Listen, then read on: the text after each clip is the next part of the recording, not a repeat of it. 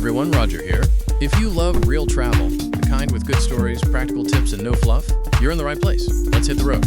We begin at the front door, the red canopy entrance on 5th Avenue North. That striking helmet-like red canopy is clad in painted aluminum panels, bold and unapologetic, announcing the building's intention before you even step inside. Look closely at the entrance doors here. I captured something I genuinely did not expect: 4 different typographic interpretations of the word pop on a single door. It is a small detail, but it tells you everything about this building. Nothing here was done by accident. Nothing here was done the easy way. What does a smashed guitar look like as a building? Frank Gehry knew. 21,000 individually cut and shaped metal panels. No two the same. A building that changes color every hour of every day, of every season of the year. This is MoPOP, the Museum of Pop Culture in Seattle, and I am taking you on a slow walk all the way around it. Buckle up. Walking clockwise from the entrance, the red gives way to a sweeping metal-clad curved facade. And here, the building begins to reveal its extraordinary relationship with light. I actually filmed this section twice. Once early in the morning before the museum opened at 10 a.m., when the low sun rendered the panels in cool silver tones. Now later in the day with the sun higher and hitting the panels from different angles, bronze, silver, brass, blue, hints of purple, and dark brown rust streaks running down individual panels, all visible within a few yards of each other. I genuinely believe you could sit in one spot here and watch the colors of this building change all day long. Every hour would give you a different building. Every season, a different experience. And here, standing at eye level against that extraordinary facade, is Chris Cornell, life-size bronze statue. Boots, dog tags, layered clothing, flowing hair, Gibson Memphis guitar in hand. Unveiled in October 2018, donated to MoPOP by his widow Vicky Cornell, sculpted by Nick Mara with extraordinary attention to detail, down to the texture of Cornell's hair and the subtle blue tint in his eyes.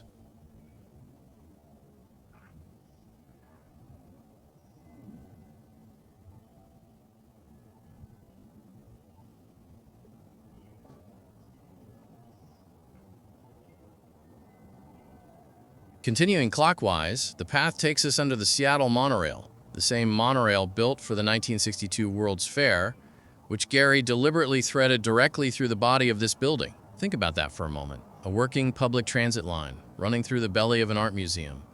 Only in Seattle. Only with Gehry. Turning the corner onto the south side, a completely different building emerges. The pastel blue facade. Soft, almost delicate compared to the drama of the red entrance and the bronze south elevation we just left behind.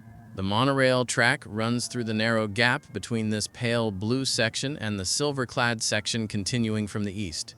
It is a genuinely surreal moment watching the train disappear into the building's body.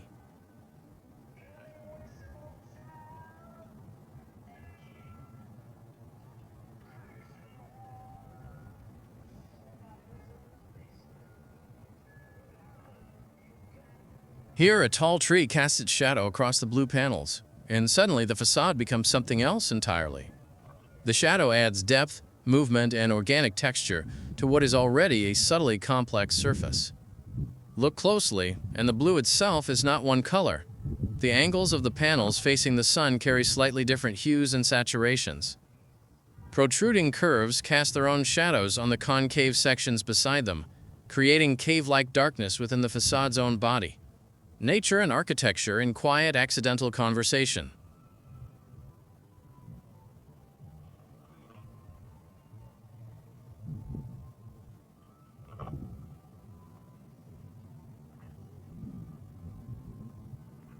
And now, the west side, the most dramatic elevation of the entire building. The monorail shoots out from what I can only describe as the mouth of an alien creature. An oddly shaped protrusion that seems to breathe the train out into the open air. Behind it, the facade transitions through one of the most extraordinary color progressions I have ever seen on any building anywhere. Shiny dark purple, shifting to bronze, then warm brown, then deepening to navy blue, all within a distance you could cover in 30 steps. The purple panels here, and yes, these are actual stainless steel panels with a mirrored purple finish, not painted aluminum, are doing something remarkable.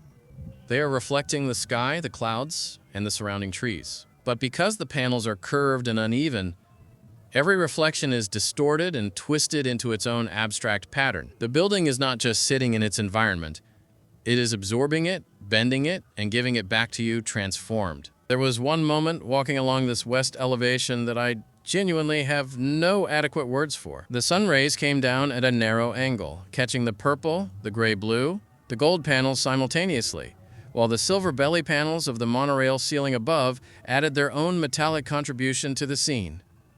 Rainbow color in the sun rays themselves, the Space Needle somewhere above. I just stopped and stood there. Frank Gehry, who passed away in May 2026 at the age of 96, was a true master. And Seattle was extraordinarily lucky that he chose this city, this site, this building, to do something that had never been done before.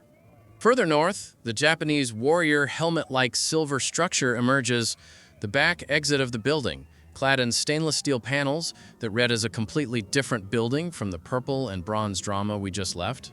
I raised my camera upward and panned along the top of this section, and there, looking up at it, a father in a yellow t-shirt and his young son, maybe 2 or 3 years old in a red t-shirt, were doing exactly the same thing. 2 generations, both looking straight up, both trying to make sense of the same extraordinary thing above them. That is what great architecture does. Walking underneath the protruding silver arm of this section, which tapers to a sharp, deliberate point with no obvious structural function other than pure visual drama, and looking straight up into it against a completely clear blue sky, the scene is genuinely science fiction. A spaceship overhead, a pure blue sky beyond. The rough, bare concrete base of the structure below, in sharp contrast to the smooth, curving steel above, raw and manly, against smooth and otherworldly. Oh, who was Chris Cornell? He was the lead vocalist of Soundgarden and Audioslave, one of the most powerful voices to ever come out of Seattle's legendary grunge music scene. Soundgarden was the first Seattle band to sign to a major record label. Cornell's early influence helped shape the sounds of Alice in Chains and Nirvana. Vicky Cornell described him at the unveiling as the voice of a generation. And standing here, looking at his statue against Gehry's extraordinary building in the shadow of the Space Needle, that feels about right. Seattle's sun. Home forever. I finished this walk next to what MoPOP calls the glass blades, the striking glass fins that mark the edge of the building's footprint on 5th Avenue, looking back out toward the street and the city.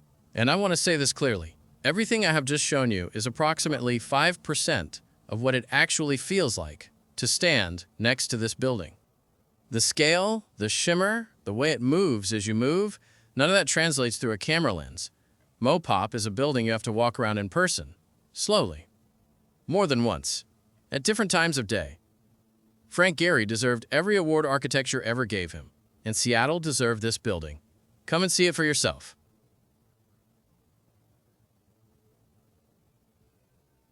Down to the Harrison Street Plaza, stepping back far enough to take in the full west and north elevations together, and the Space Needle rises into the blue sky just behind. 2 icons of Seattle in one frame. One built in 1962 for a World's Fair. One built in 2000 for a Microsoft billionaire's dream of honoring rock and roll. Together, they define this corner of the city like nothing else.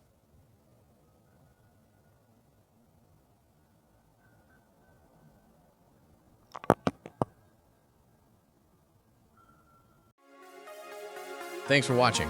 If you enjoyed this, hit that like button. It really helps the channel. See you on the next travel adventure.